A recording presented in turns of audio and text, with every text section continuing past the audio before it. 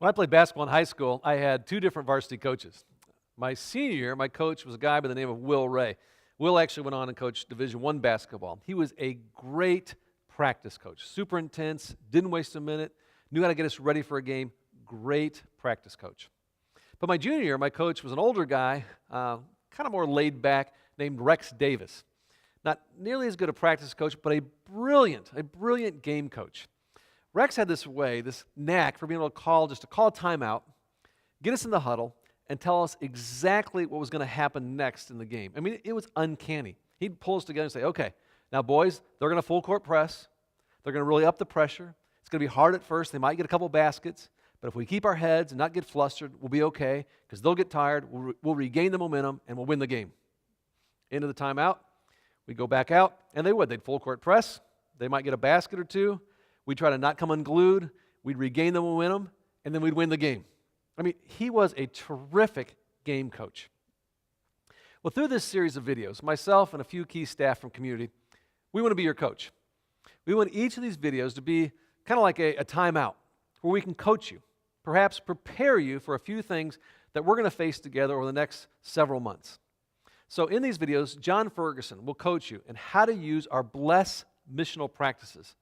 It's crucial that you watch that and understand and learn how to live this out. Tammy Melching, she will coach you in how to create a small group mission statement, also very important. But closely related to that, Carter Moss will coach you in how to identify your group's mission, but then also another video about how to address some of the tough questions and challenges in leading a missional group.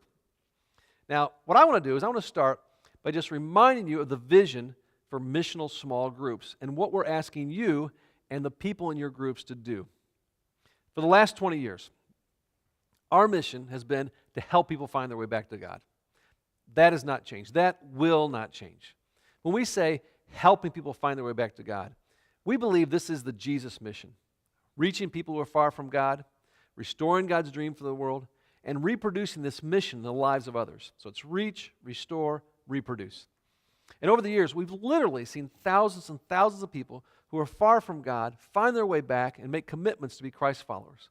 And in fact, when you consider all the new churches we've been able to start and we're part of starting, we've influenced not just thousands, but really tens of thousands of people in finding their way back to God. And that's really by God's grace. And so I say thank God, and I also want to say thanks to you. But here's the deal. We're not done. And we're not content. I mean, throughout Chicagoland, the whole area right now, anywhere from, in some places, 70%, as much as 90% of all the people do not attend church on any given weekend. Most of them still have not been reached. Many of them live in circumstances far less than what God desires, and He wants to restore that. So the question is, how do we do a better job of accomplishing the mission of Jesus?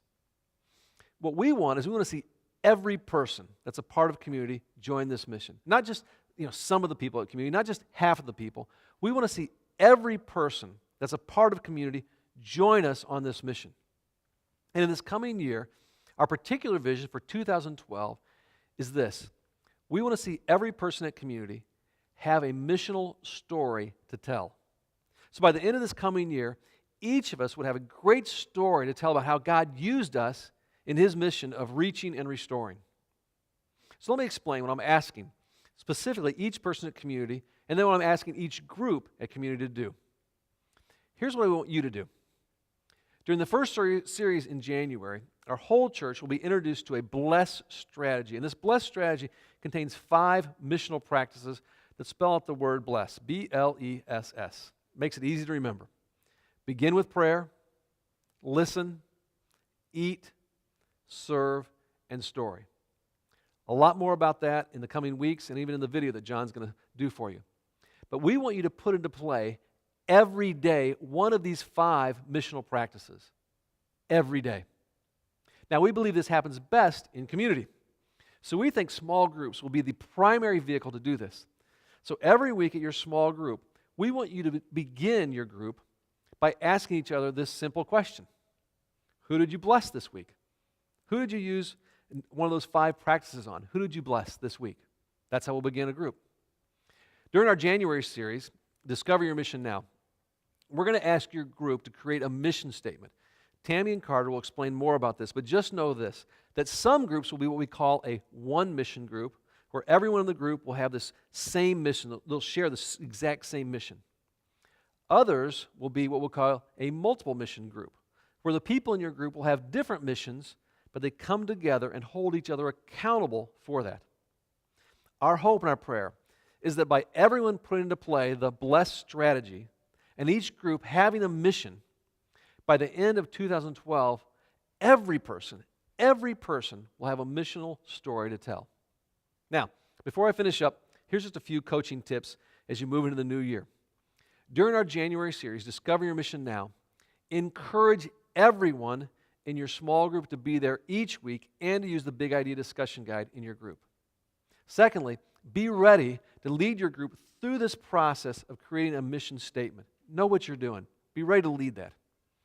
Thirdly, as missional stories start to emerge from your group, share those with your coach, your small group director, your campus pastor. These stories are priceless. They're just a great source of encouragement and inspiration to others and will enroll others in this mission. Next, make sure you watch the rest of these videos. They're going to be a great help to you. And last of all, I just want to say thanks for taking the time out with me. And as your coach, I'm telling you, if we stick together through this, we will win.